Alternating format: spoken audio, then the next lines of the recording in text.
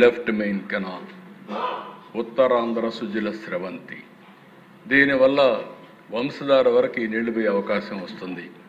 అలాంటి ప్రాజెక్ట్ని ఈ సంవత్సరం మళ్ళీ స్ట్రీమ్లైన్ చేసిన తర్వాత 960 కోట్లతో టెండర్లు పిలిచాం. ఇది 75% వర్క్లు కూడా పూర్తయినాయి. తొందరలోనే దీన్ని పూర్తి చేసి ఉత్తరాంధ్రకి నీళ్ళు ఇచ్చే బాధ్యత ఈ ప్రభుత్వం తీసుకుంటాం. అక్టోబర్లోనే అనకాపల్లి వరకు ఈ నీళ్లు తీసుకు పాయకరావుపేట అనకాపల్లి వరకు ఈ నీళ్లు తీసుకుపోయే బాధ్యత తీసుకుంటామని చెప్పి కూడా నేను మీకు తెలియజేస్తున్నా.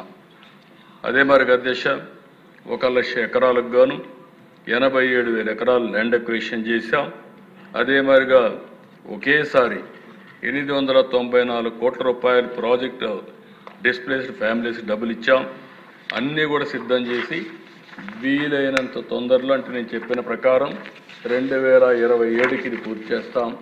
ఈ పనులన్నీ మీరు చూసినప్పుడు మీకు ఒక ఐడియా వస్తుంది. ఇది new diaphragm wall works are in progress, ground improvements by vibro compaction works are అన్నీ కూడా ప్రోగ్రెస్లో ఉన్నాయి. Next picture. ఇది ఇంకొక వ్యూ అధ్యక్ష. ECRF dam gap 1 rockfill embankment works are in progress. ఇది coffer dam buttress works completed. Next,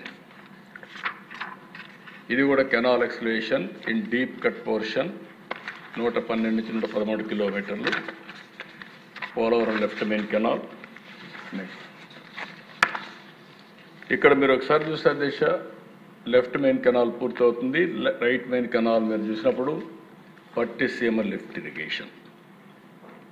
ఇది ఓసారి అనిపిస్తుంది దిశ, కొంతమంది ఎన్ని విధాలు అడ్డం పడతారో ఇది ఒక ఉదాహరణ. నేను వాళ్ళ మాటలు కూడా మీకు ఒకసారి వినిపిస్తాను. ఆ రోజు అధ్యక్ష పోలవరం రావడానికి 4-5 ఏళ్ళు పడుతుంది. కానీ కృష్ణా డెల్టాకు నీళ్లు లేవు, రాయలసీమకు నీళ్లు లేవు. ఈ ప్రాజెక్ట్ని 1425 కోట్లతో పోలవరం రైట్ మెయిన్ కెనాల్కి మనం ఆ రోజు కనెక్ట్ చేశాం. అది మీరు చూస్తే 1 TMC నీళ్ళని కనెక్ట్ చేశాం.